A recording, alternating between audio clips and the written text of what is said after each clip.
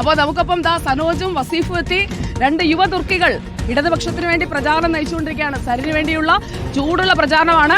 അപ്പൊ മാഡം, ചോദ്യശരങ്ങളെ രണ്ട് സ്ഥാനാർത്ഥികളല്ല, രണ്ട് പ്രചാരണ സിംഹങ്ങൾ. എല്ലാ തയ്യാറെടുപ്പും റെഡിയായി. ഇന്നലത്തെ UDFന്റെ വലിയ റാലി അതിനെ മറികടക്കാനുള്ള സംവിധാനങ്ങളായി. ഞങ്ങൾ മെനിയാന്നും ഇതുപോലെ തന്നെ റോഡ് ഷോ ഉണ്ടായിരുന്നു. മാത്തൂർ പഞ്ചായത്തിൽ നിന്ന് തുടങ്ങി ഏകദേശം എല്ലാ മുനിസിപ്പാലിറ്റി ഉൾപ്പെടെ കവർ ചെയ്തു. നമ്മുടെ മേപ്പറമ്പ് ജംഗ്ഷനിൽ സമാപിച്ചു. അവിടെ ഞങ്ങളൊരു മ്യൂസിക് ഇവൻ്റോട് കൂടിയാണ് സമാപിച്ചത്. മെനിയാന്നും ഉണ്ടായിരുന്നു. പക്ഷേ മ്യൂസിക് ഇതിൻ്റെ ഒരു പ്രധാന ഘടകമല്ലേ ഇവിടെ? അതെ. പക്ഷേ അതിൽ ഞങ്ങൾക്ക് പരാതി എന്താണെന്ന് വെച്ചാൽ ഞങ്ങൾ നടത്തുന്നതൊന്നും കാണുന്നില്ല എന്നുള്ളതാണ്. പിന്നെ ഞങ്ങൾ ഈ റോഡ് ഷോ ഞാൻ പറഞ്ഞപ്പോഴല്ലേ നിങ്ങൾ അറിയുന്നത്. നിങ്ങളെ ചാനലിൽ ഒരു വരിയെങ്കിലും നിങ്ങൾ പറയുകയാണെങ്കിൽ നിങ്ങൾ പറയും പോലെ ഞാൻ കേൾക്കാം. റിപ്പോർട്ടറിൽ ഞങ്ങളെ റോഡ് ഷോ ഇന്ന് ഞങ്ങളുടെ ആദ്യത്തെ അതിഥി ആരായിരുന്നു? 22 കിലോമീറ്റർ ഞങ്ങൾ റോഡ് ഷോ ചെയ്തു മെനിയാന്ന്. നിങ്ങളാരും കൊടുത്തില്ല. ഇന്നിപ്പോൾ ഏതോ ഒരു ചാനലിൽ പിന്നെന്താ AYF കാരില്ല, അവരും ഞങ്ങൾക്ക് ഒരുമിച്ചാണുള്ളത്. അതുകൊണ്ടെങ്കിലും അത് വാർത്ത വന്നു. ഈ പാലക്കാടാണ് നൈറ്റ് മാർച്ച് കിടക്കും. 7:30-ക്കാണ് നൈറ്റ് മാർച്ച്. അതുകൊണ്ട് നമുക്ക് പ്രേക്ഷകരെ പറയാം, പാലക്കാട് നഗരത്തെ ഇളക്കി മറിക്കാൻ രാത്രിയെ പകലാക്കുന്ന നൈറ്റ് മാർച്ച്. ഈ സുജയ, ഇപ്പോഴത്തെ സ്മൃതി, ഇപ്പോൾ നടക്കുന്ന തെരഞ്ഞെടുപ്പിന് കേരള രാഷ്ട്രീയത്തിൽ ഒരു വലിയ പ്രാധാന്യമുണ്ട്. വയനാട്, ചേലക്കര, പാലക്കാട്. നമ്മൾ വിചാരിക്കുന്ന 2026 നിയമസഭാ തെരഞ്ഞെടുപ്പിന് മുമ്പ് നടക്കുന്ന ഏറ്റവും പ്രധാനപ്പെട്ട മത്സരമാണിത്. ഇത് അടുത്ത നിയമസഭാ തെരഞ്ഞെടുപ്പിന് ഒരു സൂചനയാകാനും സാധ്യതയുണ്ട്. ഇടതുപക്ഷത്തെ സംബന്ധിച്ച് തുടർഭരണം ഒരു ഒരു ലക്ഷ്യമായിരിക്കുന്നത് കൊണ്ട് ഈ പറയുന്ന 3 മണ്ഡലങ്ങളിൽ നിങ്ങളുടെ കയ്യിലുള്ളത് ഒരു മണ്ഡലം മാത്രമാണ്, ചേലക്കര മാത്രമാണ് സിറ്റിംഗ് മണ്ഡലം. അപ്പോൾ ഈ 3 മണ്ഡലങ്ങളും പക്ഷേ അനിവാര്യമായും വിജയം ആവശ്യമായിരിക്കുന്ന ഒരു രാഷ്ട്രീയമായിട്ടാണ് CPM സംബന്ധിച്ച്. അത് സംഭവിക്കുമോ സനോജ്? തീർച്ചയായിട്ടും.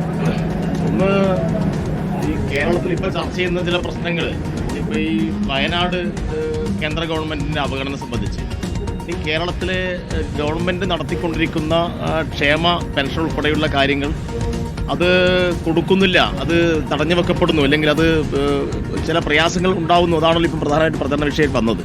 യഥാർത്ഥത്തിൽ അതിൻ്റെ എല്ലാം പിന്നാമ്പുറത്ത് എന്തുകൊണ്ട് എന്ന ഒരു ചോദ്യമുണ്ട്.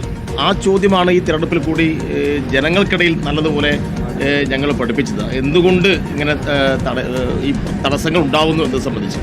അതുകൊണ്ട് അതിനൊരു റിസൾട്ട് ഉണ്ടാവും ഇത്തവണ. 2024 നമ്മുടെ ഈ ലോക്സഭാ തെരഞ്ഞെടുപ്പ് റിസൾട്ട് ആയിരിക്കില്ല. അപ്പോൾ ആ ഇലക്ഷൻ അതുമായി ബന്ധപ്പെട്ട വോട്ടിംഗ് പാറ്റേൺ ആയിരിക്കില്ല ഈ 3 തെരഞ്ഞെടുപ്പിൽ ഉണ്ടാവുക. അപ്പോൾ ഞങ്ങൾ വലിയ വിജയ പ്രതീക്ഷ തന്നെയാണ് പ്രതീക്ഷിക്കുന്നത്. ഈ കണക്കുകളുടെ ഒരു പ്രശ്നം, 2016 3-ാം സ്ഥാനത്തേക്ക് പോയല്ലോ. കൃഷ്ണദാസിനെ പോലെ ഒരാൾ മത്സരിച്ചിട്ട് പാലക്കാട് മണ്ഡലത്തിൽ 3-ാം സ്ഥാനത്തേക്ക് പോകുന്നു. അവിടെ വലിയ രീതിയിൽ ശോഭാ സുരേന്ദ്രൻ വോട്ട് വർദ്ധിപ്പിക്കുന്നു. BJPയുടെ 40,000-ലേക്ക് എത്തി. 2021 വീണ്ടും വർദ്ധിപ്പിക്കുകയാണ് ശ്രീധരൻ, 50,000-ലേക്ക് എത്തി. വലിയ വളർച്ച ഒരു പാർട്ടി എന്നുള്ള നിലയ്ക്ക് BJP കാണിക്കുമ്പോൾ തന്നെ CPM-ഉം ഇടതുപക്ഷവും ഇവിടെ താഴത്തേക്കാണ് അവരുടെ വോട്ട് പെർസെൻറ്റേജ് പോയിക്കൊണ്ടിരിക്കുന്നത്. അപ്പോൾ ഇപ്രാവശ്യം ഈ പ്രതീക്ഷ വെച്ച് പുലർത്താൻ നിങ്ങൾക്ക് അരിവാൾ ചുറ്റിയ നക്ഷത്രം എന്ന് ബാലറ്റിനൊരു ചിഹ്നം പോലുമില്ല. അങ്ങനെ ഒരു സാഹചര്യമാണുള്ളത്. അപ്പോൾ പാലക്കാട് ഇങ്ങനൊരു പ്രതീക്ഷ വെച്ച് പുലർത്തുന്ന ഒരു അടിസ്ഥാനം എന്താണ്? നിങ്ങൾ 3-ാം സ്ഥാനത്താണ്. അതില് ലോകസഭയുടെ കണക്കിലാണല്ലോ യഥാർത്ഥത്തിൽ BJPക്ക് അല്പം വോട്ട് വലിയ രീതിയിൽ വർദ്ധിക്കേണ്ടിയിരുന്നത്. ശ്രീധരന് കിട്ടിയ വോട്ട് കിട്ടിയില്ല. ലോകസഭയിൽ 7,000 വോട്ട് യഥാർത്ഥത്തിൽ അത് കിട്ടിയല്ലേ വേണ്ടത്, അത് കിട്ടിയില്ല. അതുകൊണ്ട് BJPയുടെ വോട്ടല്ല അത്. അല്ല, പക്ഷേ വോട്ട് കൂടി. അവിടെ ശ്രീകണ്ഠന്റെ വോട്ട് വലിയ രീതിയിൽ കൂടി. ഞങ്ങളും അറൌണ്ട് 40,000-ൽ ഞങ്ങൾ അവിടെ ഉണ്ട്. ഞങ്ങളിൽ ചെറിയ വ്യത്യാസമേ അങ്ങോട്ടൊക്കെ ഉള്ളൂ. 40,000 ശരിയാ, ഞങ്ങൾ അവിടെ തന്നെ ഉണ്ട്. വോട്ടിൽ വലിയ വ്യത്യാസം വരുന്നത് UDFന്റെയും BJPയുടെയാണ്. കൂടുകയാണെങ്കിലും കുറയുകയായിരുന്നു. അതെ, ഞങ്ങളൊരു 40,000 വോട്ട് അവിടെ ഫിക്സഡ് ഡെപ്പോസിറ്റ് പോലെ ഞങ്ങൾ വോട്ടുണ്ട്. വലിയ വ്യത്യാസമൊന്നുമില്ല, ഒരു ചെറിയ വ്യത്യാസങ്ങളേ ഉള്ളൂ. അതാണെങ്കിൽ 2019 കുറച്ചുകൂടി മുകളിലാണ് ഞങ്ങൾ. 44 45 അങ്ങനെ കുറച്ച് മുകളിലാണ് ലോകസഭയിൽ മുകളിലാണ് ഞങ്ങൾ. അപ്പം അതുകൊണ്ട് ഞങ്ങളെ സംബന്ധിച്ചിടത്തോളം ഒട്ടും ആശങ്കയില്ല. പ്രത്യേകിച്ച് മെട്രോമാനെ കൊണ്ട് കിടപിടിക്കുന്ന സ്ഥാനാർത്ഥിയാണ് ഞങ്ങൾ ഇത്തവണ ഇവിടെ ഈ മണ്ഡലത്തിൽ മത്സരിക്കുന്നത്. അതാണ് 3-ാം സ്ഥാനത്തേക്ക്. അത് മാത്രമല്ല, അതിലൊരു ഒറ്റ ഇതുകൂടി, നിങ്ങൾ ചിഹ്നമില്ല എന്ന് ചിഹ്നമില്ല, ഇവിടെ ചിഹ്നമില്ലാത്ത ടെലസ്കോപ്പ് ചിഹ്നത്തിൽ മത്സരിക്കുന്ന IAS-കാരനായ ഒരു ഡോക്ടറായ പാലക്കാട്ടുകാരൻ സരിൻ മത്സരിക്കുമ്പോൾ ഈ ശ്രീധരനും അതേപോലെ തന്നെ ആർക്കും ഈ ശ്രീധരന് കിട്ടിയ ഒരു വോട്ട് ആ ഒരു സ്വതന്ത്ര വ്യക്തിത്വത്തിന് നല്ല വിദ്യാസമ്പന്നന് കിട്ടുന്ന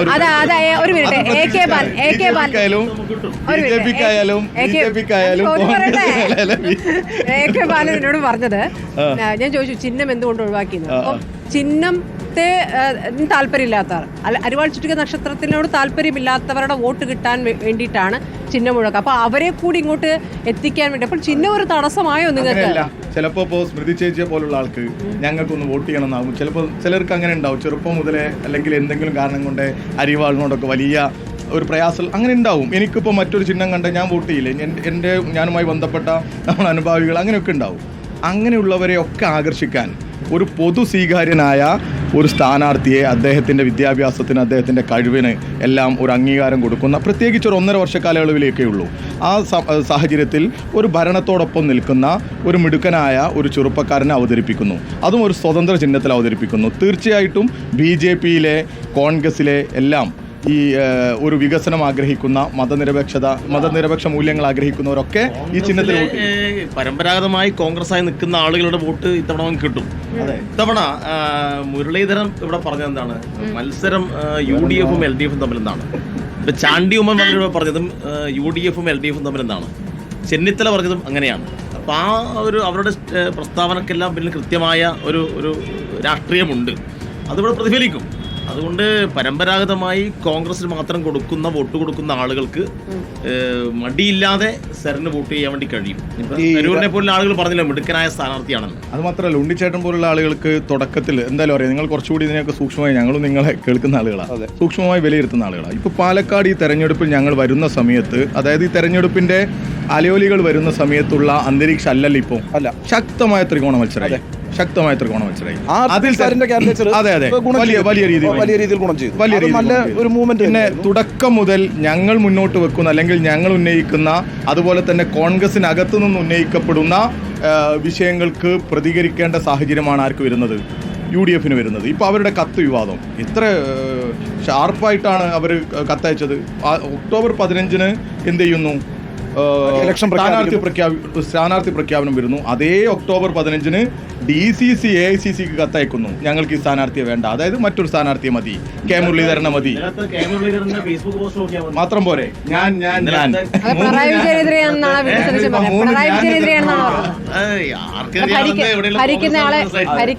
അതൊരു ഞാനല്ലേ ഉള്ളൂ, ബാക്കി 2 ഞാനാരാ? പറവൂരിലേക്കാണോ ഒരു ഞാൻ എന്തായാലും പറവൂരാണ്. സതീശനെ കുറിച്ച് പറഞ്ഞ ഭാഗം തന്നെയാണ്, അത് ആളുകൾക്ക് വ്യക്തമായിട്ടുള്ള കാര്യമാണ്. രാഷ്ട്രീയം സൂക്ഷ്മമായി നിരീക്ഷിക്കുന്ന ആർക്കും അറിയാം, അഹങ്കാരത്തിന്റെ ഭാഷയിൽ ഇന്ന് പ്രതിപക്ഷത്ത് നിന്ന് ഇങ്ങനെ സംസാരിക്കുന്ന ഒരു ഞാൻ ആരാണെന്ന്. അടുത്ത 2 ഞാനുമാരെ ഞാൻ ഇപ്പോൾ പറയുന്നില്ല, നമുക്ക് വഴിയെ മനസ്സിലാവും, അത് അദ്ദേഹം തന്നെ പറയും എന്നാണ് ഞങ്ങൾ പ്രതീക്ഷിക്കുന്നത്. അതിന് താഴെ മുരളിയേട്ടൻ ഇഷ്ടം ഞങ്ങൾ കണ്ടു. മുരളിയേട്ട എന്ന് വിളിച്ചു, സ്വാഭാവികമാണ്. കാരണം പിന്നെ മുരളിയേട്ടൻ പോലുള്ള ഒരാള് ഈ സന്ദീപ് വാര്യരെ എടുക്കില്ല, കോൺഗ്രസിലേക്ക് വരണ്ട എന്ന് പറഞ്ഞതാണ്. അത് പറഞ്ഞതുകൊണ്ട് എന്ത് ചെയ്തു, ഞാൻ പോയി അദ്ദേഹത്തെ സ്വീകരിച്ചു എന്ന രീതിയിലേക്കാണ് വന്നത്. അപ്പോൾ സ്വാഭാവികമായിട്ടും ഞങ്ങൾ എന്ന് പറഞ്ഞുകൂടാ, ഞങ്ങൾ അതിന് പറഞ്ഞത് എന്താന്ന് വെച്ചാൽ, അല്ല AK ബാലേട്ടനൊക്കെ പറഞ്ഞതാണ്, അതൊക്കെ പറഞ്ഞത് എങ്ങനെയാ, അത് സ്വാഭാവികമായിട്ടും അദ്ദേഹത്തെ സ്വീകരിച്ചതല്ല. ഞങ്ങളിപ്പോൾ പിന്നെ നിങ്ങൾ ആരായാലും ഒരാൾ ഒരു സംഘടനക്കകത്ത് ഒരു പ്രശ്നവും ഒക്കെ പറഞ്ഞിരിക്കുന്ന സമയത്ത് നമ്മളുടെ ഉദ്ദേശം എന്താ, അവരുടെ രാഷ്ട്രീയത്തിൽ ഭിന്നതയുണ്ടാക്കുക എന്നുള്ളതാണ്. അത് കരുതി അവരിങ്ങോട്ട് സ്വീകരിക്കുക എന്നുള്ളതല്ല, അവരെ ഞങ്ങൾ കൂടെ കൂട്ടുക എന്നുള്ളതൊന്നുമല്ല. അതിനൊക്കെ ഒരുപാട് ചർച്ചയുണ്ട്. ജനങ്ങളെ പറ്റിക്കാണോ? ജനങ്ങളോട് പറഞ്ഞ കാര്യമുള്ളൂ. AK ബാലൻ പറഞ്ഞു ക്രിസ്റ്റൽ ക്ലിയർ സഖാവാകും എന്ന് പറഞ്ഞു. അല്ലല്ലോ പറയട്ടെ, കോമ്രേഡ് എന്നോടാണ് പറഞ്ഞത്, ക്രിസ്റ്റൽ ക്ലിയർ കോമ്രേഡ് ആവും, അദ്ദേഹം പരിവർത്തനത്തിലാണ്. നേരത്തെ കോൺഗ്രസിൽ പോയി. ഒറ്റ മിനിറ്റ്, MP രാജേഷ് പറഞ്ഞു മാറി വരികയാണെങ്കിൽ, വർഗീയ നിലപാടുകൾ മാറ്റി വരികയാണെങ്കിൽ ആലോചിക്കാം. അല്ല, മാറ്റി വരികയാണെന്നാണ് അദ്ദേഹം പ്രഖ്യാപിച്ചിരിക്കുന്നത് കോൺഗ്രസിൽ പോയപ്പോ. അപ്പൊ അവർക്കെല്ലാം നേട്ടം. സംസ്ഥാന സെക്രട്ടറി എന്താ പറഞ്ഞത്, വരട്ടെ അപ്പോൾ ആലോചിക്കാം. അങ്ങനെയല്ല, അതിപ്പോ ഓരോ നിങ്ങൾ ചോദ്യങ്ങൾക്ക് അനുസരിച്ചായിരിക്കും പ്രതികരിക്കുക. എൻ്റെ അതേ വാചകമായിരിക്കില്ല സനോജ് പറയുക, അത് നിങ്ങൾ വായിച്ചെടുക്കുന്നതിൻ്റെ ഓരോ പ്രശ്നങ്ങളാണ്. അത് പിന്നീട് ചോദിച്ചപ്പോൾ CPMന്റെ സംസ്ഥാന സെക്രട്ടറി തന്നെ വളരെ കൃത്യമായി പറഞ്ഞു, ആദ്യം അദ്ദേഹം നിലപാട് പ്രഖ്യാപിക്കട്ടെ എന്നാണ് പറഞ്ഞത്, അല്ലേ, നിലപാട് പറയട്ടെ. ആ സാഹചര്യത്തിലാണ്. പക്ഷെ നിങ്ങൾക്ക് തന്നെ അറിയാലോ, ആർക്ക് ആലോചിച്ചാലും അറിയാം, എന്തുകൊണ്ടാണ് സന്ദീപ് വാര്യർ കോൺഗ്രസിലെത്തിയത് എന്ന് CPM-ൽ എടുക്കാത്തതുകൊണ്ടാണ് എന്നുള്ളത് ഇപ്പോൾ പകൽ പോലെ തന്നെ എല്ലാവർക്കും അറിയുന്നല്ലോ. CPM-ൽ അദ്ദേഹത്തിന് എടുത്തിട്ടില്ല, അദ്ദേഹം കോൺഗ്രസിലേക്ക് പോകുന്നു. അതായത് CPM, CPI, JDS 3 ചർച്ചയും കഴിഞ്ഞിട്ടാണ് കോൺഗ്രസുമായുള്ള കോയമ്പത്തൂർ ചർച്ചകളെ കുറിച്ചൊന്നും ഞങ്ങൾക്ക് അറിഞ്ഞൂടാ. CPM ചർച്ച നടത്തിയില്ല. മാധ്യമങ്ങൾ അങ്ങനെ റിപ്പോർട്ട് ചെയ്തില്ലല്ലേ, മറ്റ് വിവിധ പാർട്ടികളുമായി ചർച്ച നടത്തിയെന്ന് മാധ്യമങ്ങൾ റിപ്പോർട്ട് ചെയ്തിട്ടുണ്ട്. 24-ന്റെ ഇന്നലത്തെ ഒരു റിപ്പോർട്ട് ഉണ്ട്, ഇന്നലെ ആണെന്ന് തോന്നുന്നു. CPM-ഉം CPI-യും ഒന്നും പരിഗണിക്കില്ല എന്ന് കണ്ടതിന് ശേഷമാണ് കോൺഗ്രസിലേക്ക് പോകുന്നത്. അതായത് അവസാനത്തെ ശ്രമമായി പോയി എന്നൊക്കെ പറയുന്നു. എന്താണെന്നുള്ളത് അതിൽ നമുക്കറിയില്ല, അത് റിപ്പോർട്ട് ചെയ്ത്. അപ്പോൾ ഇങ്ങനെയൊക്കെയുള്ളൊരു വായനയുണ്ട്. ഞങ്ങൾ ഏതായാലും നല്ല ക്ലാരിറ്റി ഉണ്ടെങ്കിൽ അല്ല, ഇത്രയും ക്ലാരിറ്റി ഉള്ള വിഷയത്തിൽ നിങ്ങൾ ഇന്നലെ ചർച്ചയ്ക്ക് വരാതിരുന്നത്. നിങ്ങൾ ഇന്നലെ ഈ വിഷയത്തിൽ ചർച്ചയ്ക്ക് ആളെ വിട്ടില്ലല്ലോ. എല്ലാ ചർച്ചയിലും ഇന്നലെ മനോരമയിൽ സന്ദീപ് വാര്യർ വിഷയത്തിൽ എനിക്ക് ചർച്ചയ്ക്കാണത് അതില്ല. ഈ വിഷയത്തിൽ ആളെ നിങ്ങൾക്ക് തരാത്ത ചിലപ്പോൾ എന്താ, നിങ്ങളിപ്പോൾ പൂർണ്ണമായും കോൺഗ്രസ് സ്പോൺസേഡ് ആയി എന്നുള്ളൊരു ആക്ഷേപമുണ്ട്. നിങ്ങൾ റിപ്പോർട്ടർ വരെ മാറ്റി എന്നുള്ള ആക്ഷേപം ഇവിടെയൊക്കെ ഉണ്ട്, ഞങ്ങളുടെ ഇടയിലൊക്കെ എല്ലാവരുടെ ഇടയിലും ഉണ്ട്. അതാണ് ഇന്ന് എത്ര തവണ ഞാൻ നിങ്ങളുടെ ഇന്നത്തെ ആദ്യത്തെ അതിഥി പോട്ടെ, ഞാൻ പറയട്ടെ, ഇന്നലെയും ഈ ദിവസങ്ങളിൽ ഈ തെരഞ്ഞെടുപ്പ് പ്രഖ്യാപിച്ച ഉടനെ ഉള്ള ഓരോ സംഭവവികാസങ്ങളും ഞാനൊരു തർക്കത്തിനില്ല ഇതിലും, പ്രത്യേകിച്ച് ഇങ്ങനെ ഒരു സാഹസമാണല്ലോ. പൂർണ്ണമായും നിങ്ങളുടെ പല നീക്കങ്ങളും പ്രയാസത്തോടു കൂടിയാണ്. അതായത് റിപ്പോർട്ടറിൻ്റെ ഒരു നിഷ്പക്ഷത അവർ പാലിക്കുന്നില്ല എന്നുള്ള അഭിപ്രായം വ്യക്തിപരമായി എനിക്കുണ്ട്. എന്നോട് തന്നെ ഒരുപാട് പേര് ഇതുമായി ബന്ധപ്പെട്ടത് പങ്കുവച്ചിട്ടുണ്ട്. ഞാൻ നിങ്ങളൊക്കെ വളരെ സൂക്ഷ്മമായി നിരീക്ഷിക്കുന്ന ആളാണ്. ഒരുപാട് തവണകൾ നിങ്ങളുടെ തന്നെ ഉത്തരവാദിത്തപ്പെട്ടവരെ ഞാൻ തുടർച്ചയായി വിളിച്ചിട്ടുണ്ട്. ഈ വിഷയങ്ങൾ ഓരോ സമയത്ത് സ്ക്രീൻഷോട്ടുകൾ ഉൾപ്പെടെ ഓരോന്നും എന്തൊരു മനോഹരമായ പോസ്റ്ററുകൾ, ഒരേ വിഷയത്തിന് ഒരേ ക്യാപ്ഷനിൽ 3-4 പോസ്റ്ററുകൾ ഇറങ്ങുന്നു, വാർത്തകൾ കൊടുക്കുന്നു. അതുപോലെ തന്നെ വലിയ ആക്ഷേപമുണ്ട് നിങ്ങളുടെ റിപ്പോർട്ടറെ ബലം പ്രയോഗിച്ച് മാറ്റി എന്നുള്ള ഇതൊന്നും നിങ്ങൾ കരുതേണ്ടെന്നറിയോ? അല്ല ഇതിൽ നിങ്ങൾ കരുതേണ്ടെന്നറിയോ? DCCയുടെ കത്ത് ഞങ്ങൾക്ക് കിട്ടിയിട്ടുണ്ടെങ്കിൽ ടീമാണ്. ഓക്കെ, അല്ല DCCയുടെ കത്ത് ഞങ്ങളുടെ അടുത്തേക്ക് എത്തിയിട്ടുണ്ടെങ്കിൽ VD സതീശന്റെ ഫോൺ കോളുകളും VD സതീശന്റെ ഇടപെടലുകളും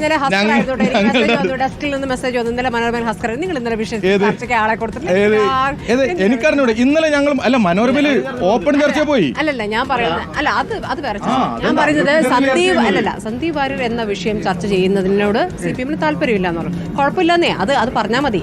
അപ്പൊ നിങ്ങൾക്ക് തുറന്നു പറയാവുന്ന ഒരു മഹാനാക്കണ്ട, ആര് മഹാനാക്കുന്നു? ഒരു ഓളം ഉണ്ടായി. അപ്പൊ ഒരു ഓളം ഉണ്ടാകുമ്പോൾ അല്ല ആയിക്കോട്ടെ, അപ്പൊ നിങ്ങൾക്ക് നിങ്ങളുടേതായ ഒരുപാട് പോയിന്റ്സ് പറയാലോ. അദ്ദേഹത്തെ ഞാൻ ചോദിക്കട്ടെ, ഇദ്ദേഹത്തിന്റെ കാര്യങ്ങളെ കുറിച്ചൊക്കെ എല്ലാവർക്കും അറിയുന്നതാണ്. അദ്ദേഹത്തിന്റെ നിലപാടുകൾ, അതും സാധാരണ ഒരു രാഷ്ട്രീയ പാർട്ടികൾ തമ്മിലുള്ള അങ്ങോട്ടും ഇങ്ങോട്ടുള്ള പോർവിളികളോ മറ്റതൊന്നുമല്ല. അടിസ്ഥാനപരമായി ഏറ്റവും ഷാർപ്പായിട്ട് ധ്രുവീകരണം ഉണ്ടാക്കാൻ വളരെ ശ്രമകരമായ ഇടപെടൽ നടത്തുന്ന സ്റ്റേറ്റ്മെന്റുകൾ പറയുന്ന രാഷ്ട്രീയത്തിന്റെ ഒരു പലതരത്തിലുള്ള വെല്ലുവിളികളൊക്കെ നമ്മൾ കാണലുണ്ട്. പക്ഷേ ഇത് അതങ്ങനെയല്ല. വളരെ സന്ദീപിനെ പോലൊരാളെ കോൺഗ്രസ് എടുക്കുമ്പോൾ ഒരിക്കലും കഴിയില്ല. അല്ലാതെ 2-3 എണ്ണത്തിന് കൊന്നുകളഞ്ഞാൽ മാത്രമേ ഉണ്ണിച്ചേട്ടാ കഴുത്തില് നിങ്ങൾ അതൊക്കെ നമ്മൾ വല്ലാതെ ബാധിക്കുന്നതാ. കഴുത്തിൽ ടയർ ഇട്ടിട്ട് കത്തിച്ച് കളഞ്ഞാൽ പോരെ എന്നൊക്കെ പറയുന്ന സ്റ്റേറ്റ്മെന്റുകൾ. അല്ല, അപ്പൊ അങ്ങനെയാണെങ്കിൽ പാലക്കാട് കോൺസ്റ്റിറ്റ്യുവൻസിയിലെ ഒരു 25% മുസ്ലിം വോട്ടുണ്ട്. അത് സാധാരണഗതിയിൽ അല്ല പറയട്ടെ, അത് നല്ല രീതിയിൽ കോൺഗ്രസിന് കിട്ടുന്നതാണ്. ഞാൻ പറയുന്നത് അതാണ് ഈ ചോദ്യം. അങ്ങനെയാണെങ്കിൽ തെരഞ്ഞെടുപ്പിന്റെ ഘട്ടത്തിൽ സന്ദീപിനെ ഇന്നലെ വരെ കോൺഗ്രസിന് വോട്ട് ചെയ്യാൻ ഉദ്ദേശിച്ച പല ആളുകളും ഇവനെ പോലെയുള്ള ആളുകളെ ഉൾക്കൊള്ളുന്ന ഒരാൾക്ക്, കാരണം സരിനെ കണ്ടപ്പോൾ കൈ കൊടുക്കാത്ത പോയ ആള് സന്ദീപ് വാര്യരെ പോലെ ആൾ കണ്ടപ്പോൾ കെട്ടിപ്പിടിക്കുകയാണല്ലോ. ഇത് 2 ആളുകൾ കാണുന്നുണ്ട്. അപ്പോൾ കോൺഗ്രസിന് ഇത് കടുത്ത തിരിച്ചടി ഉണ്ടാക്കും. അത് മനസ്സിലാവുന്ന ആളാണ് ചെന്നിത്തലയും മുരളീധരൻ ഉൾപ്പെടെയുള്ള ആളുകൾ. പക്ഷെ അത് സതീശനെ പോലുള്ള ആളുകൾക്ക് അത് മനസ്സിലാവുന്നില്ല. അപ്പോൾ സ്വാഭാവികമായിട്ടും അതിൻ്റെ ഒരു പരിണിത ഫലം ഉണ്ടാവും, ഒരു തർക്കമില്ല. അല്ല, പക്ഷേ എനിക്ക് ഒരു സംശയമുള്ളത്, ഈ തെരഞ്ഞെടുപ്പിന്റെ ഘട്ടത്തിൽ ഇപ്പോൾ CM നടത്തിയിരിക്കുന്ന ഒരു സ്റ്റേറ്റ്മെന്റ് എന്ന് പറയുന്നത്, ഇപ്പോൾ പാണക്കാട് പോയല്ലോ സന്ദീപ് വാര്യർ. അപ്പോൾ അവിടെ ഇപ്പോഴത്തെ തങ്ങളെന്ന് പറയുന്നത് ജമായത്തിന്റെ അനുയായിയാണ്. 92-ലെ തങ്ങൾ അങ്ങനെ ആയിരുന്നില്ല. അദ്ദേഹം മതനിരപേക്ഷതയ്ക്ക് വേണ്ടി നിന്നയാളാണ്, പ്രത്യേകിച്ച് ബാബറി മസ്ജിദിന്റെ സമയത്ത്. അത്തരത്തിലുള്ള വിമർശനങ്ങൾ തെരഞ്ഞെടുപ്പിന്റെ ഘട്ടത്തിൽ പറയുക എന്ന് പറയുന്നത് അതിൻ്റെ ലക്ഷ്യം എന്താണ് യഥാർത്ഥത്തിൽ? അതായത് ന്യൂനപക്ഷം വോട്ട് ഇപ്രാവശ്യം കോൺഗ്രസിന് മാറാനുള്ള സാധ്യതയുണ്ട്. അങ്ങനെയാണെങ്കിൽ പിന്നെ ഭൂരിപക്ഷ വിഭാഗത്തിന്റെ വോട്ട് നമ്മളിലേക്ക് എത്തിക്കുക, അങ്ങനെ ഒരു തന്ത്രം ഇതിനകത്ത് CPM നുണ്ടോ? മാത്രല്ല ഈ അതായത് ഇപ്പൊ ജമാഅത്തെ ഇസ്ലാമിയാണ് ഇത് രേഖയൊക്കെ ഉണ്ട്. ഒരു സെക്കൻഡ്, രേഖ പുറത്തെടുക്കുന്നു. SDPയുടെ രേഖയുമായി നമ്മൾ കാണേണ്ടത് ഉണ്ണിച്ചേട്ടാ, ഇവിടെ കാണേണ്ടത് ഈ തെരഞ്ഞെടുപ്പിൽ പോസ്റ്റർ അടിച്ച് വീട് പള്ളിക്ക് മുമ്പിൽ ഇന്നലെ നമ്മൾ അത്ഭുതത്തോടു കൂടി കാണുക, SDPI എന്ന് പറയുന്ന ഒരു വിഭാഗം എന്ത് ചെയ്യാണ്, പോസ്റ്റർ അടിച്ചിറക്കുക. SDPI വെൽഫെയർ പാർട്ടി ഇവർ പള്ളിക്ക് മുമ്പിലാണ് ഈ പ്രചരണം നടത്തുന്നത്. എങ്ങനെ അതിനെ അംഗീകരിക്കാൻ പറ്റും? SDPI എന്ന് പറഞ്ഞാൽ PFIയുടെ രാഷ്ട്രീയ രൂപമല്ലേ? കോൺഗ്രസ് അടിച്ചു കൊടുത്ത് ഇവരെ ഇവര് വിതരണം ചെയ്യുന്നു. പല പ്രധാനപ്പെട്ട ചർച്ചയിലും ചോദിച്ചു SDPIയുടെ വോട്ട് വേണ്ട എന്ന് പറയാനുള്ള ആർജവം ഉണ്ടോ എന്ന്. പക്ഷെ SDPIയുടെ പേര് പറയാനുള്ള ധൈര്യം ഇവർ കാണിക്കുന്നില്ല. അപ്പൊ എന്തുകൊണ്ടാ? അപ്പൊ എന്താ കാരണം? ജമാഅത്തെ ഇസ്ലാമിയും നേരത്തെ ചോദിച്ചു, ജമാഅത്തെ ഇസ്ലാമിയും SDPIയും ഒക്കെയാണ് ഇവരുടെ ഒരു ആശയ, ലീഗിന്റെ ഉൾപ്പെടെ ഒരു ആശയ ലോകം ഇപ്പൊ നിയന്ത്രിക്കുന്നത്. ലീഗിന് സ്വതന്ത്രമായ ഒരു അസ്തിത്വം ഉണ്ടായിരുന്നു, അത് പൂർണ്ണമായും മാറിയിട്ട് ഇവർ ഉന്നയിക്കുന്ന ഒരു ആശയത്തിന്റെ പുറകിൽ ഈ ലീഗ് ആളുകൾ മാറുന്നു. പച്ചക്ക് പറഞ്ഞാൽ ഇന്ന് മുസ്ലിം ലീഗിന്റെ ബ്രെയിൻ എന്ന് പറയുന്നത് ജമാഅത്തെ ഇസ്ലാമിയാണ്. ജമാഅത്തെ ഇസ്ലാമിയുടെ ഡ്രൈവിംഗിലാണ് ആരിപ്പോൾ ഉള്ളത്, മുസ്ലിം ലീഗ് ഉള്ളത്. അതിലൊരു തർക്കവും വേണ്ട. കോർഡിനേഷൻ ഉണ്ടാക്കിയാണ്. അല്ല, അല്പം മുമ്പ് K. സുരേന്ദ്രൻ സമസ്തയിലെ ഒരു വലിയ വിഭാഗത്തിന് ഈ നിലപാടിൽ അഭിപ്രായ വ്യത്യാസം ഉണ്ടല്ലോ. PK ഫിറോസ് തീവ്രവാദ നിലപാടുള്ളവരാണ്, തീവ്രവാദികളാണ് ജമാഅത്തെ ഇസ്ലാമി എന്ന് പറഞ്ഞതിന്റെ വീഡിയോ ക്ലിപ്പ് ഇപ്പോൾ എൻ്റെ അടുത്ത് ഞാൻ കേൾപ്പിക്കാം. KM ഷാജി പറഞ്ഞത്, MK മുനീർ പറഞ്ഞത്. നിങ്ങൾ ചോദിക്കണം, ഈ ജമാഅത്തെ ഇസ്ലാമിയെ പോലെ ഇത്രയും മതരാഷ്ട്രവാദം മുന്നോട്ട് വെക്കുന്നവരാ, RSSനെ വിമർശിക്കുന്നവർ ഇതേ മതരാഷ്ട്രവാദം മുന്നോട്ട് വെക്കുന്നവരെ എങ്ങനെ അംഗീകരിക്കുക? വലിയ പ്രശ്നമല്ലേ? ഞങ്ങൾ സ്വീകരിച്ച കാലഘട്ടത്തിലെ രീതിയോ ഇന്ന് ഘടകകക്ഷിയാണ്. നമ്മളിപ്പോ എന്താ പറയുക, ഒരു രാഷ്ട്രീയ പ്രസ്ഥാനം അല്ലെങ്കിൽ ഏതെങ്കിലും സംഘടനകൾ ഞങ്ങൾക്ക് പിന്തുണ തരുന്നു അല്ലെങ്കിൽ വോട്ട് ചെയ്യുന്നു, അതിൽ നമുക്കിപ്പോൾ അറിയില്ല അവരാർക്കാ വോട്ട് ചെയ്യുന്നത്, വേണ്ട വേണമെന്നും. ഞങ്ങൾ എല്ലാ കാലത്തും വർഗീയ നിലപാടുകൾ അകറ്റി നിർത്താറുണ്ട്. ഇത് അങ്ങനെയല്ല, ഘടകകക്ഷികളെ പോലെ ജമാഅത്തെ ഇസ്ലാമിയെ ഉൾപ്പെടുത്തുകയാണ്. എന്താ തെളിവ്? എത്ര പഞ്ചായത്തുകളിൽ അല്ല, എന്റെ പഞ്ചായത്തിൽ ഇപ്പോഴും അവര് ഒന്നാം വാർഡിലെ കൗൺസിലർ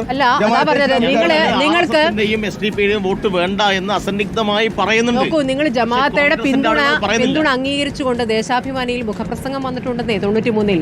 ആ കാലഘട്ടത്തിൽ ഈ കാലം നമ്മളെ വ്യത്യാസം പറയാമോ? അന്ന് നമ്മളൊക്കെ പറയുന്നത് ഇത് ഘടകകക്ഷികളെ പോലെ ഇടപെടുകയാണ്. ഒരിക്കലും അല്ല. അവർ ഒരുമിച്ചല്ലേ മത്സരിക്കുന്നത്. എത്ര വാർഡുകളിൽ അവർ മത്സരിക്കുന്ന വാർഡുകളിൽ കോൺഗ്രസിന് സ്ഥാനാർത്ഥിയില്ല, ഇവരാ മത്സരിക്കുന്നത്. അല്ലെങ്കിൽ നിങ്ങൾ ചോദിക്കും, ഇനിയിപ്പോൾ വരാൻ പോകുന്ന പഞ്ചായത്ത് തെരഞ്ഞെടുപ്പല്ലേ, ആ പഞ്ചായത്ത് തെരഞ്ഞെടുപ്പ് നമുക്ക് കാണാം, കോൺഗ്രസിനും ജമാഅത്തെ ഇസ്ലാമിക്കും എല്ലാം സംയുക്ത സ്ഥാനാർത്ഥിയായിരിക്കും. അങ്ങനെ ഉണ്ടാവുക. നീക്കുപോക്കുകളൊന്നുമല്ല, സംയുക്ത സ്ഥാനാർത്ഥിയായിരിക്കും. അതിനല്ലേ ചെറുക്കേണ്ടത്? എന്താണെന്നറിയാവോ, അല്പം മുമ്പ് എന്താണ് K. സുരേന്ദ്രൻ പറഞ്ഞത് അത് തന്നെയാണ് CPM പറയുന്നത്. പ്രശ്നമുണ്ട്. പറയണം, രാഷ്ട്രീയം പറയണം. ഞങ്ങൾ അതേ സമയത്ത് ആർക്കാ ഗുണം ചെയ്യുക? യഥാർത്ഥത്തിൽ കോൺഗ്രസിന്റെ ശക്തമായി വിമർശിക്കാൻ പാലക്കാട് ഞങ്ങളല്ലാതെ കോൺഗ്രസ് ഉണ്ടോ? കേൾക്കുന്നില്ലേ? നിങ്ങൾ എന്താ അറിയോ, നിങ്ങള് സതീഷ് ഏട്ടന്റെ പിന്നിൽ മാത്രം പോകുന്നോണ്ട് തോന്നുന്നതാ. ഞങ്ങളുടെ പ്രസംഗമൊക്കെ നിങ്ങളൊന്ന് വന്ന് കേൾക്കണം. ഞങ്ങളുടെ പ്രസംഗത്തിലെ പ്രസക്ത ഭാഗം BJPക്കെതിരാണ്. ഇപ്പൊ ഇവിടെ തന്നെ അല്ല, നിങ്ങൾ ചോദിച്ചില്ല, നിങ്ങള് അല്ല. ഈ തെരഞ്ഞെടുപ്പിൽ ശക്തമായി പാലക്കാട് BJP അകറ്റി നിർത്താൻ, ഞങ്ങൾ പറയുന്നത് BJP അകറ്റി നിർത്താൻ. മറ്റൊന്ന് 23-ാം തീയതി റിസൾട്ട് വരുമ്പോ SDPയുടെ പതാകയും RSSന്റെ പതാകയും പാലക്കാട് പറക്കാതിരിക്കാൻ നമുക്ക് വോട്ട് ചെയ്യണമെന്നാണ് പറയുന്നത്. ഏറ്റവും എളുപ്പത്തിൽ നിങ്ങൾക്ക് മനസ്സിലാകുന്ന UDF വിജയിച്ചാൽ ആഹ്ലാദപ്രകടനത്തിൽ ഈ നോട്ടീസ് കൊടുത്ത SDPI ഉണ്ടാവും, അവരുടെ ഉണ്ടാവും. RSS BJP ജയിച്ചാൽ RSSന്റെ പതാക ഉണ്ടാവും. ഇവിടെ RSSന്റെ പതാക ഈ പാലക്കാട് നഗരസഭയിൽ ജയിച്ചപ്പോ ആ ദേശീയ പതാക മാറ്റിയിട്ട് അവിടെ RSSന്റെ പതാക കെട്ടി. അവിടെ പോയിട്ട് മാറ്റിക്കെട്ടാൻ യൂത്ത് കോൺഗ്രസ് ഉണ്ടായിട്ടില്ല. ഡിവൈഎഫ്ഐയുടെ ആളുകൾ അവിടെ പോയി പതാക മാറ്റിക്കെട്ടിയത്. ഇവിടെ ഈ തെരഞ്ഞെടുപ്പ് ഞങ്ങൾ RSSനെ പറയുന്നില്ല എന്ന് പറയരുത്.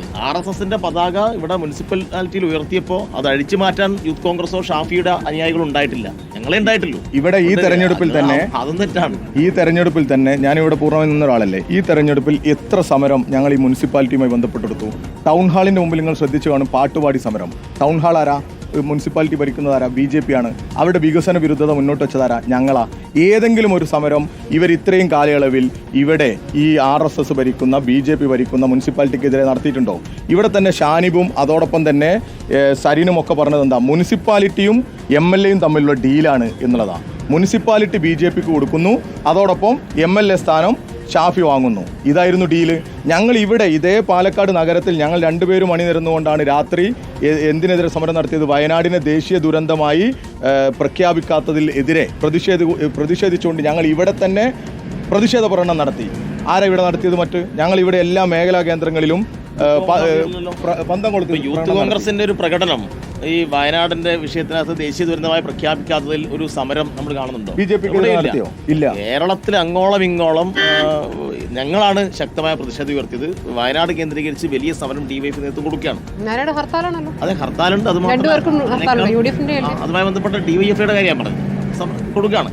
അപ്പോൾ BJP ആണ് കേരളത്തിന് അർഹമായ വിഹിതം കൊടുക്കാത്തത്. ഇവിടെയുള്ള എല്ലാ പ്രശ്നങ്ങൾക്കും കാരണം BJPയുടെ കേരളത്തോടുള്ള രാഷ്ട്രീയ പകപോക്കലാണ്. അത് വന്ന് ഒരു കേരള വിരോധമായി മാറിയിരിക്കുന്നു എന്നാണ് ഞങ്ങൾ നിരന്തരം പറയുന്നത്. അതുകൊണ്ട് BJPക്കെതിരായ വിമർശനം ഞങ്ങൾ ഒരിക്കലും മാറ്റിവെക്കുന്നില്ല. അതിന് ആരുടെയും പ്രത്യേക സർട്ടിഫിക്കറ്റ് ആവശ്യമില്ല. പിന്നെ വേറൊന്നുണ്ട്, ഏറ്റവും തീവ്രമായി വർഗീയത പറഞ്ഞാലും എത്ര ധ്രുവീകരണത്തിന് ശ്രമിച്ചാലും ഒരു പ്രശ്നവുമില്ല, ഞങ്ങളെ കോൺഗ്രസ് സ്വീകരിക്കും. ഒരു ഗതികേട് വന്നാൽ, ഒരു പ്രയാസം ഉണ്ടായാൽ എന്നുള്ളൊരു ധൈര്യം ഇപ്പോൾ സന്ദീപിലൂടെ കോൺഗ്രസ് കൊടുത്തിരിക്കുക BJPക്കാർക്ക്. കാരണം സമൂഹം അകറ്റി നിർത്തണം എന്ന് വിചാരിക്കുന്ന ഒരു വലിയ വിഭാഗത്തെ അവർ കൂടെ നിർത്താൻ വേണ്ടി ശ്രമിക്കുകയാണ്. അതായത് കോൺഗ്രസും BJPയും തമ്മിലുള്ള ആ ഒരു വ്യത്യാസം വളരെ നേർത്തതായി പോയിരിക്കുന്നു. അതാ പ്രശ്നം. അവർ നിർത്തതായിരിക്കുന്നു. പക്ഷേ ഞങ്ങൾ അങ്ങനെയല്ല. ഞങ്ങൾ BJPക്കെതിരെ ഏറ്റവും ശക്തമായ രീതിയിൽ പ്രതികരിക്കുന്നു, RSSനെതിരെ പറയുന്നു. RSS മുന്നോട്ട് വെക്കുന്ന മതരാഷ്ട്രവാദത്തിനെയും ഞങ്ങൾ എതിർക്കുന്നു. അതോടൊപ്പം തന്നെ മതരാഷ്ട്രവാദം മുന്നോട്ട് വെക്കുന്നവരാണ് ഈ SDPIയും ഈ ജമാഅത്തെ ഇസ്ലാമിയും. അതും ഞങ്ങൾ പറയുന്നു. അതിലെന്താ തെറ്റ്? അതാ പ്രശ്നം. ജമാഅത്തെ ഇസ്ലാമിയുടെയും SDPയുടെയും വോട്ട് വേണ്ട എന്ന് ഞങ്ങൾ അസന്നിഗ്ധമായി പറഞ്ഞിട്ടുണ്ട്. അത് പറയാനുള്ള ആർജവം VD സതീശൻ കാണിക്കുന്നുണ്ടോ? പ്രധാനപ്പെട്ട പ്രശ്നം. ആ ഒരു ചോദ്യം പ്രധാനമാണ്. ഇതുവരെ കോൺഗ്രസിന്റെ M. ലിജു വന്നപ്പോഴും സംഘടനാ ചുമതലയുടെ ജനറൽ സെക്രട്ടറി വന്നപ്പോൾ നമ്മൾ ഈ ചോദ്യം ചോദിക്കുമ്പോഴും വേണ്ട എന്ന് പറയുന്നില്ല. ആ ഒരു പക്ഷത്ത് നിൽക്കുന്ന വോട്ടുകൾ അവർ ഈ രാഷ്ട്രീയത്തോട് യോജിക്കുന്നുണ്ടെങ്കിൽ വരട്ടെ എന്നുള്ളതാണ് ആ ഒരു ഓപ്പൺ. ഞാൻ ഇത് വെറുതെ എടുത്തതല്ലല്ലോ. ഇത്രയും നോട്ടീസുകൾ ഞങ്ങൾ കളക്ട് ചെയ്ത് വീട് പള്ളിയിൽ നിന്നാണ് കൊടുക്കുന്നത്. പള്ളിയുടെ മുമ്പിൽ വെള്ളിയാഴ്ചകളിൽ ഇരുന്നിട്ട് ഇങ്ങനെ പള്ളി എപ്പോഴാണ് ഈ തെരഞ്ഞെടുപ്പ് പ്രചാരണത്തിന്റെ ഒരു കേന്ദ്രം? പള്ളി വിശ്വാസികൾ പോകുന്ന സ്ഥലമല്ലേ? വീട്ടിൽ പോയി കൊടുക്കാമല്ലോ. പള്ളിയിൽ പോകുന്ന ആൾക്കെല്ലാം വീടുണ്ടല്ലോ, വീടും അതുമായി ബന്ധപ്പെട്ട കാര്യങ്ങളുണ്ടല്ലോ. അപ്പോൾ എന്തുകൊണ്ട് പള്ളി തിരഞ്ഞെടുക്കുന്നു? പ്രധാനപ്പെട്ട കാര്യമാണ്. അപ്പോൾ അതെല്ലാം ഈ തെരഞ്ഞെടുപ്പിൽ ചർച്ചയാവും. കോൺഗ്രസിനെ സംബന്ധിച്ചിടത്തോളം എങ്ങനെയെങ്കിലും തെരഞ്ഞെടുപ്പിൽ വിജയിക്കണം, രാഷ്ട്രീയ നേട്ടം ഉണ്ടാക്കണം, സാമ്പത്തിക നേട്ടം ഉണ്ടാക്കണം. ഒരു ഉപജാപക സംഘത്തിന്റെ പിടിയിലാണ് കോൺഗ്രസ്. ഇതാരാ പറഞ്ഞത്? സരിൻ പറയാണ്. അങ്ങനെ പറഞ്ഞുകൊണ്ടാണ് സരിൻ ഇതിൽ നിന്ന് ഇറങ്ങി വരുന്നത്. അതായത് കോൺഗ്രസ് എന്ന് പറഞ്ഞാൽ ഒരാശയവുമില്ല, ഒരു സംഘടനാ സംവിധാനവും ഇല്ല. ഇവരെ സംബന്ധിച്ചിടത്തോളം മുന്നിൽ ഒറ്റ അജണ്ടയുള്ളൂ, എങ്ങനെയെങ്കിലും ഭരണത്തിൽ വരണം. അതാ നേരത്തെ തന്നെ അവർ, നിങ്ങൾക്കറിയാം, സ്വപ്നത്തിലെ മന്ത്രിസഭ രൂപീകരിച്ചവരായി വരും. അത്രയും മന്ത്രിയാകണം, ജയിക്കണം, തെരഞ്ഞെടുപ്പിൽ എങ്ങനെയെങ്കിലും മുന്നേറ്റം ഉണ്ടാക്കണം, അതിനാരുമായിട്ട് കൂടാം എന്നുള്ള ഒരു നിലപാടാണ് അവരേക്കുള്ളത്. ഇവിടെ യഥാർത്ഥത്തിൽ ന്യൂനപക്ഷ വിഷയങ്ങൾ, പാർശ്വവൽക്കരിക്കപ്പെടുന്നവരുടെ വിഷയങ്ങൾ, ഇതെല്ലാം അഡ്രസ്സ് ചെയ്യുക എന്നുള്ള ഒരു വിശാലമായ രാഷ്ട്രീയമുണ്ട്. ആ രാഷ്ട്രീയമാണ് ഞങ്ങൾ മുന്നോട്ട് വെക്കുന്നത്. പക്ഷേ ആ രാഷ്ട്രീയം വസീഫെ ഈ ന്യൂനപക്ഷങ്ങൾക്ക് ഇപ്പോൾ ബോധ്യപ്പെടുത്തുന്നു. എൻ്റെ ചോദ്യം ഒന്ന് കേൾക്കണം. അതായത് നേരത്തെ ഇടതുപക്ഷത്തെക്കുറിച്ച് ഒരു സംശയവും മതന്യൂനപക്ഷങ്ങൾക്കില്ല കേരളത്തിൽ. അവരുടെ ആവശ്യങ്ങൾക്ക് വേണ്ടി അവരെ പ്രൊട്ടക്ട് ചെയ്യാൻ വേണ്ടി നിൽക്കുന്നത് നിങ്ങൾ തന്നെയാണെന്ന കാര്യത്തിലൊരു സംശയം ഉണ്ടായിരുന്നില്ല. പക്ഷേ ഈ ഹൊസബള ഇഷ്യൂ അടക്കമുള്ള കാര്യങ്ങൾ, ഈ തൃശ്ശൂരിലെ വിജയം, അത് എൻ്റെ ചോദ്യം, അത് മതന്യൂനപക്ഷം പ്രത്യേകിച്ച് മുസ്ലിങ്ങൾ CPMനോടൊരു സംശയം ഉണ്ടാക്കിയിട്ടുണ്ടോ? അങ്ങനെ ഉണ്ടാക്കിയിട്ടുണ്ട് എങ്കിൽ അത് ചേലക്കരയിലും പാലക്കാടും വലിയ വിഷയമാകും. അല്ല, അത് ഞാൻ പറയട്ടെ, തൃശ്ശൂരിൽ 1ാം സ്ഥാനത്തുള്ള കോൺഗ്രസ് ആണ് 3ാം സ്ഥാനത്തേക്ക് പോകുന്നത്. അതെ, അതുപോലെ തന്നെ നേമത്ത് ഇവരുടെ വോട്ടിൽ വലിയ കുറവ് വരുമ്പോഴാണ് BJP ജയിക്കുന്നത്. അത് കോൺഗ്രസ് ആണ് എല്ലാ കാലത്തും ആരെ ജയിപ്പിക്കുന്നത്? BJP ജയിപ്പിക്കുന്നതും BJPക്ക് സഹായം ചെയ്യുന്നു. തൃശ്ശൂരിൽ 86,000 വോട്ടാണ് ഷിഫ്റ്റ് ചെയ്യപ്പെടുന്നത്. അതുപോലെയുള്ള സാഹചര്യങ്ങളെല്ലാം മറക്കാൻ വേണ്ടി ജമാഅത്തെ ഇസ്ലാമിയുടെ പോലെയുള്ള അവരുടെ വലിയൊരു പ്രൊപ്പഗണ്ട തന്നെയാണ്. ഇപ്പോൾ ഈ വിഷയത്തിൽ സന്ദീപിനെ CPMലേക്ക് സന്ദീപ് വരുന്നു എന്നുള്ളൊരു വാർത്ത വന്നപ്പോൾ നിങ്ങൾ ശ്രദ്ധിച്ചോന്നറിയില്ല, മീഡിയ 1 ചാനലിൽ വലിയ രീതിയിലൊരു അവതരണം. CPM മറുപടി പറയേണ്ടി വരും. മുസ്ലിം ജനവിഭാഗത്തെ ആകെ അപമാനിക്കുന്ന, കഴുത്തിൽ ടയറിട്ട് കത്തിച്ച് കളയുന്ന വീഡിയോ എൻ്റെ കയ്യിലുണ്ട്. ആ കത്തിച്ച് കളയണം എന്ന് പറഞ്ഞ സന്ദീപിനെ CPM എടുക്കുകയാണെങ്കിൽ ന്യൂനപക്ഷങ്ങൾക്കിടയിൽ വലിയ പ്രയാസമുണ്ടാകും. ഇതിൽ CPM മറുപടി പറഞ്ഞേ മതിയാവും എന്നുള്ളതാണ്. നേരെ പിറ്റേ ദിവസം ഇദ്ദേഹം കോൺഗ്രസിലേക്ക് പോകുമ്പോൾ ഇവരിറക്കിയ കാർഡ് എന്താണെന്നറിയോ? കോൺഗ്രസിൻ്റെ സർജിക്കൽ സ്ട്രൈക്ക് എന്ന് മീഡിയ വൺ ഇറക്കുക. അപ്പോൾ ഇവരെ വെള്ള പൂശാൻ രാഷ്ട്രീയ താല്പര്യത്തിന് വേണ്ടി ഇവരെല്ലാം പർച്ചേസ് ചെയ്ത് വെച്ചിരിക്കുന്നു കോൺഗ്രസ്. അവരെ ഉപയോഗപ്പെടുത്തി കൃത്രിമമായി ഒരു വിരോധം, കമ്മ്യൂണിസ്റ്റ് വിരോധം ഈ മുസ്ലിം ജനങ്ങൾക്കിടയിൽ, മുസ്ലിം ജനവിഭാഗങ്ങൾക്കിടയിൽ ഉണ്ടാക്കാൻ ബോധപൂർവമായി ഇടപെടുകയാണ്. അതാണ് ഈ നോട്ടീസുകൾ കൊണ്ടൊക്കെ ഇവർ ഉദ്ദേശിക്കുന്നത്. അതിനു വേണ്ടിയിട്ടാണ് അവർ പരിശ്രമിക്കുന്നത്. അവരെ ബോധ്യപ്പെടുത്തുക എന്നുള്ളത് യഥാർത്ഥ മുസ്ലിം ജനവിഭാഗത്തിന് നല്ല ബോധ്യമുണ്ട്. നിങ്ങളെ സംശയിക്കാൻ വേറെയും കാര്യങ്ങളുണ്ട്. ഈ മുനമ്പം വിഷയത്തിലൊക്കെ തീവ്ര പ്രതികരണങ്ങൾ നടത്തിയ BJP നേതാക്കൾക്കെതിരെ കേസെടുക്കാൻ എന്തുകൊണ്ട് പിണറായി സർക്കാർ തയ്യാറാകുന്നില്ല എന്നൊരു ചോദ്യമുണ്ട്. അല്ല, ഞങ്ങൾ അതിൻ്റെ എല്ലാം അടിസ്ഥാനത്തിൽ കേസെടുക്കേണ്ടതിനെ കേസെടുത്ത് തന്നെ പോയിട്ടുള്ളത്. 2003 കേസ് ആർക്കെതിരെ? തൊഗാഡിയക്കെതിരെയുള്ള കേസ്. വർഗീയ വിദ്വേഷം അല്ല, ഞാൻ പറയട്ടെ, വർഗീയ വിദ്വേഷം ഉണ്ടാക്കി എന്ന് പറഞ്ഞുള്ള കേസ് നമുക്കറിയാലോ, കോഴിക്കോടല്ലേ. തൊഗാഡിയക്കെതിരെ എടുത്ത കേസ് ഈ അടുത്തല്ലേ പിൻവലിച്ചു കൊടുത്തത്? ആര്? ചെന്നിത്തല പിൻവലിച്ചു കൊടുത്തതല്ലേ? ഈ ഉമ്മൻചാണ്ടിയുടെ കാലത്ത് പിൻവലിച്ചു കൊടുത്തതല്ലേ? RSSന്റെ ആളുകൾ വന്നിട്ട് പോലീസിനെ ആക്രമിച്ച കേസ് പിൻവലിച്ചു കൊടുത്ത ആരാ? ഇവരല്ലേ. ഇവരാ നിലപാട് സ്വീകരിക്കുന്നത്. ഞങ്ങളെല്ലാ കാലത്തും ഇവർക്കെതിരെ നിലപാടെടുക്കുന്നു. ഞങ്ങളാണെങ്കിൽ ഈ വിഷയത്തിൽ ഏറ്റവും കൃത്യമായി പറഞ്ഞു. പിന്നെ ധ്രുവീകരണത്തിന് RSSന്റെ ഒരു കുറുക്കൻ ബുദ്ധി ഉണ്ടല്ലോ, ആ കുറുക്കൻ ബുദ്ധിയിൽ ഈ നാടിനെ വിട്ടുകൊടുക്കില്ല എന്നുള്ള പ്രഖ്യാപനം എല്ലാ കാലത്തും ഞങ്ങളാണ് നടത്തുന്നത്. വളരെ ആസൂത്രിതമായി നടക്കുന്ന ഒരു പ്രചരണമാണ് മുന്നേറ്റം പറഞ്ഞത്. എന്നുവെച്ചാൽ കേരളത്തിലെ CPIM ഏതെങ്കിലും ഘട്ടത്തിൽ RSSമായി സന്ധി ചെയ്യുമെന്ന് ആർക്കെങ്കിലും ധരിക്കാൻ വേണ്ടി കഴിയും? ഒരിക്കലും അങ്ങനെ ഒരു ചോദ്യത്തിന് തന്നെ പ്രസക്തിയില്ല.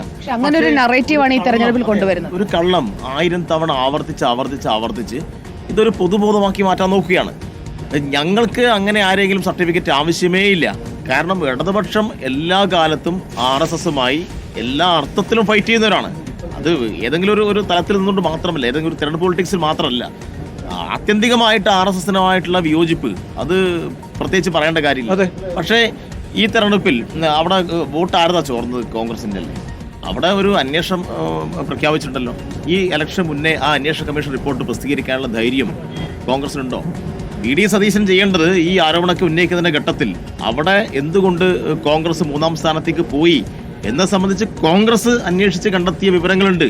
അത് പുറത്തുവിടാനുള്ള ധൈര്യം VD സതീശൻ ഉണ്ടോ എന്നാണ് ചോദ്യം. അല്ല, അവിടെ ഈ തൃശ്ശൂരക്കാർ മാത്രമല്ല, നിങ്ങളുടെ ഭാഗത്തുനിന്ന് വോട്ട് പോകുന്നത്. ഇപ്പോൾ ആലപ്പുഴ എടുത്തോ, അങ്ങനെയുള്ള ഇപ്പോൾ മണ്ഡലങ്ങൾ എടുക്കുക, ഹരിപ്പാട്, അമ്പലപ്പുഴ. എന്താ സംഭവിച്ചിരിക്കുന്നത്?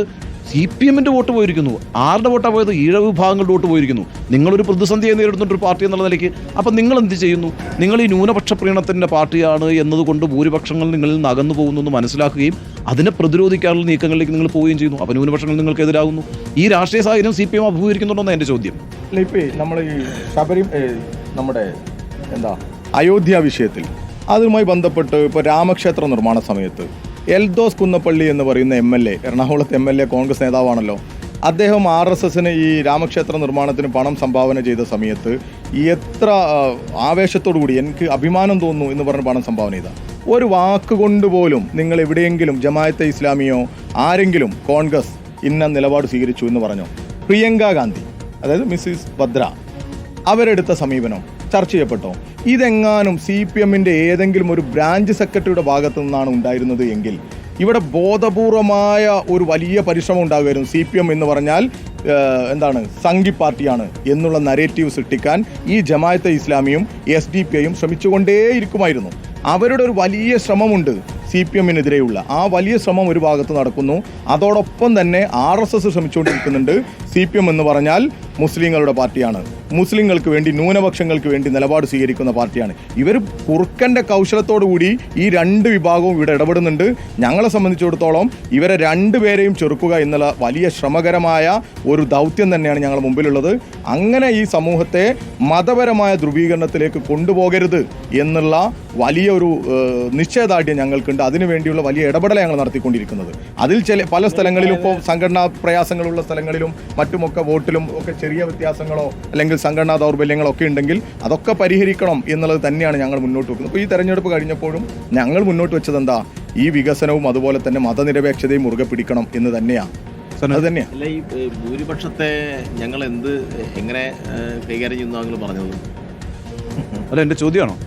അല്ല, നിങ്ങൾ പറഞ്ഞല്ലോ ന്യൂനപക്ഷ നമ്മുടെ വോട്ട് അതായത് ന്യൂനപക്ഷ പ്രീണനം നടത്തുന്ന ആളുകളാണ് CPM എന്നുള്ളൊരു തോന്നൽ CPM നന്നായി സപ്പോർട്ട് ചെയ്തുകൊണ്ടിരിക്കുന്ന ഹിന്ദു വിഭാഗങ്ങൾക്കിടയിൽ ഉണ്ടാകുന്നു.